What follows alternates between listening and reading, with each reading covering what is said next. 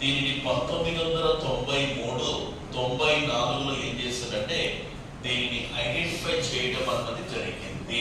ఓకేనా? 1993, 94లో 75వ పీవీటీజీ వర్గం ఏంటి తీశారంటే మారం. ఇక్కడ ఏ రాష్ట్రం అది? మణిపూర్. 74 గుర్తించారు. 93, 94 చూసినట్లయితే 1993, 94 మణిపూర్ రాష్ట్రంలోని మారం అనేటువంటి గిరిజన తెగను 75వ గిరిజన తెగగా ఐడెంటిఫై చేశారు. నెక్స్ట్ 2006లో చూసినట్లయితే పీవీటీజీ వర్గము అనేటటువంటి వారు బలహీన వర్గాలు అని చెప్పినాయి.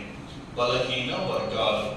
2013లో పీవీటీజీని ఏ విధంగా పేరు మార్చారు సార్ అంటే పీటీజీగా పేరు మార్చడం జరిగింది. పీటీజీ అంటే ప్రిమిటివ్ ట్రైబల్ గ్రూప్స్ గా ఎప్పుడు నేమ్ చేంజ్ చేసిండ్రు?